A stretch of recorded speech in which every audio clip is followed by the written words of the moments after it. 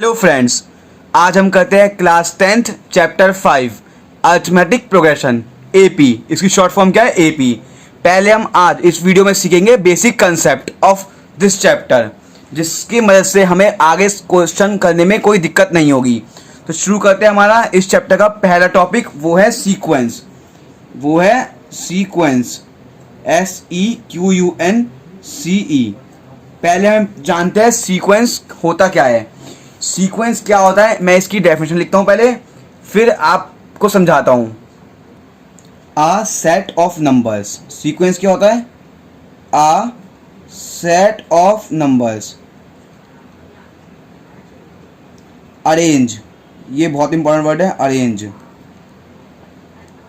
In some definite order and form according to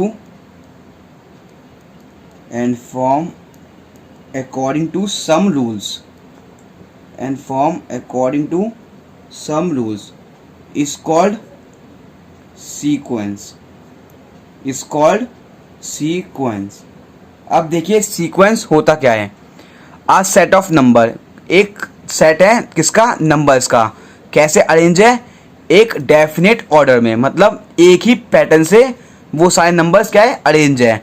और according to बनते किससे? Some rules, कुछ रूल्स के हिसाब से बनती है क्या? एक नंबर्स जो वो क्या हो, जो डेफिनेट ऑर्डर हो, उसे बोलते हैं हम सीक्वेंस। अब हम नेक्स्ट टॉपिक इसका पढ़ते हैं प्रोग्रेशन। ये जो हमारा प्रोग्रेशन है, इसका मतलब क्या है? तो हम उसकी डेफिनेशन लिखते हैं पहले। प्रोग्रेशन, PROGRESSIONS, इसे बोलते हैं प्रोग्रेशन। ये क्या होता है? द सीक्वेंस जो फॉलो करती है, that follows a certain pattern, जो क्या फॉलो करती है? एक सर्टेन पैटर्न, उसको क्या बोलते हैं हम? प्रोग्रेशन। अब देखिए, एक सीक्वेंस जो फॉलो करती है क्या? एक कॉमन पैटर्न, उसे क्या बोलते हैं हम? प्रोग्रेशन। अब हम देखते हैं पूरा एपी का मतलब क्या है। एपी की फुल फॉर्म क्या बताई थी मैंने? Arithmetic progression.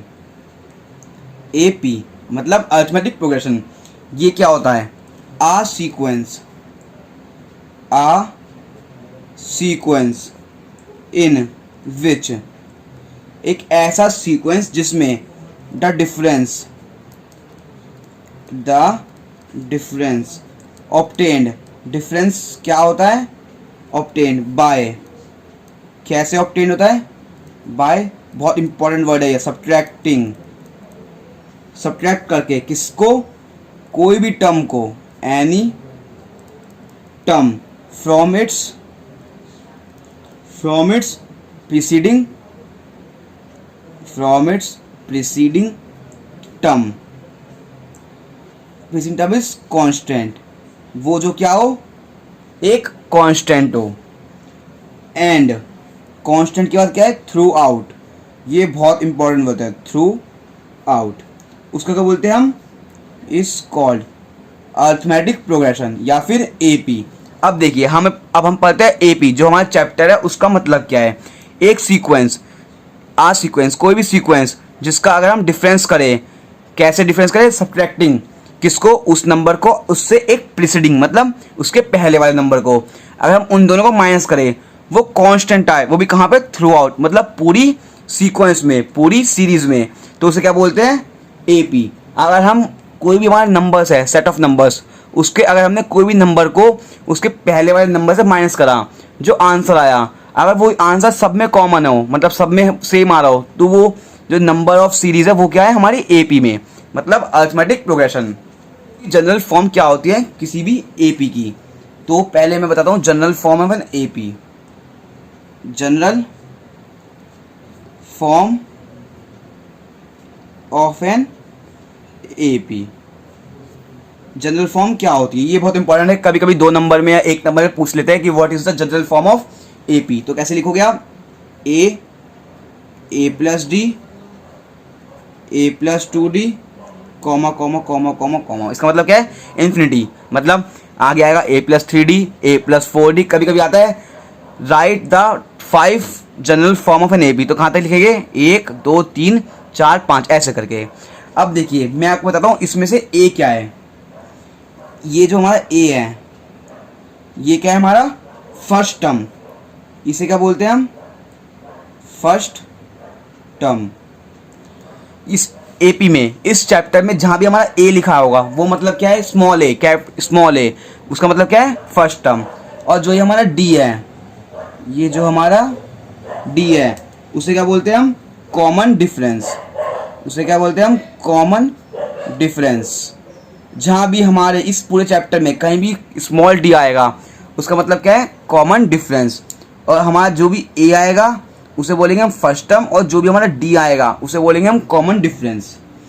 अब देखिए कोई एक सीरीज है, कोई भी एक सीरीज है, फॉर एग्जाम्पल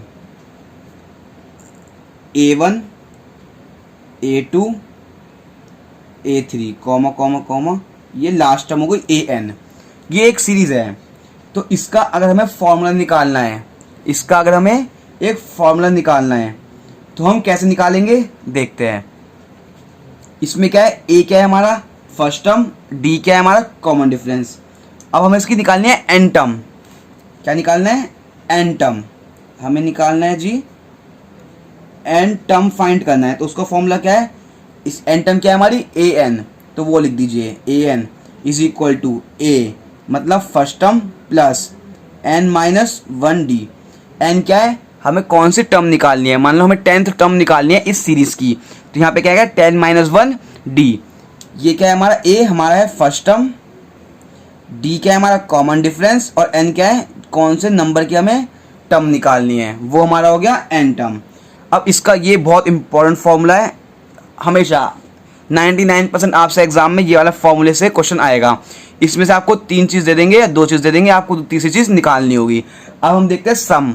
अगर हमें किसी का सीरीज का सम निकालना है, वो किसका? एन टर्म का, तो कैसे निकालेंगे? अब हमें क्या निकालना है? सम किसका?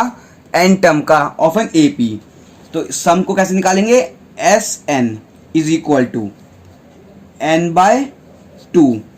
अब आगे हमारा bracket 2a plus n minus 1d।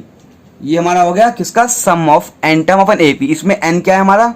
कोई भी टर्म जो हमें फाइंड करनी है। ए क्या है हमारा? फर्स्ट टर्म, और डी क्या है हमारा? कॉमन डिफरेंस, और एस एन क्या है? Sum of N term. तो ये हो गया हमारा फॉर्मूला। ये भी एक इस चैप्टर में मोस्ट इंपॉर्टेंट फॉर्मूला है, इसे भी आप याद रखिए। बहुत आसान फॉर्मूला है। आप जैसे क्वेश्चंस करते रहोगे 4-5, आपको ये दोनों फॉर्मूले रट जाएंगे। अब मैं आपको 3-4 फॉर्मूले बताता हूँ जिससे 2 नंबर का या 3 नंबर क्वेश्चन आ सकता है। अब देखिए ये एक्स्ट्रा में, ठीक है, इसके क्वेश्चन आ सकते हैं। अब मान लीजिए अगर if a n is given, a n क्या है हमारा? सम एन टर्म गिवन है, और हमें निकालना है कॉमन डिफरेंस। हमें निकालना है कॉमन डिफरेंस। तो हम कैसे निकालेंगे? कॉमन डिफरेंस क्या होता है? डी।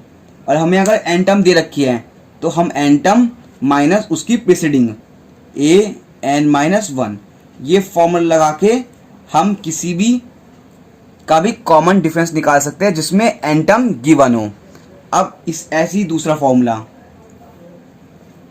अगर इफ हमें एस एन गिवन हो, एस एन क्या होता है? Sum of N term of N given AP.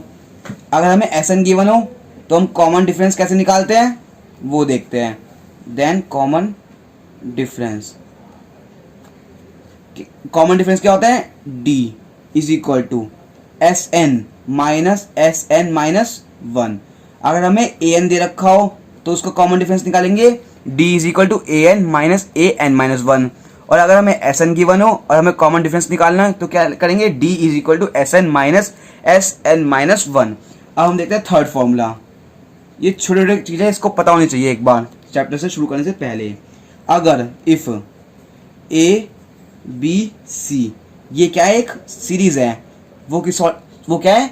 Series किसमें, इन AP में, देन ये रिजल्ट याद रखिए 2B is equal to A plus C। ये बहुत क्वेश्चनों में यूज होता है।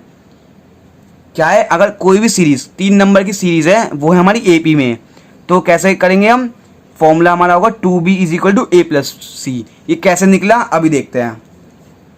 मैंने आपको बताया था कि कैसे निकालते हैं, कॉमन डिफरेंस, किसी भी नंबर को सब्ट्रैक्ट कर दो किससे, उसके प्रीसीडिंग वाले से, मतलब B minus A is equal to, वो कॉन्स्टेंट होगा किससे, एक और का निकाल लो C माइनस उसके प्रीसीडिंग का B।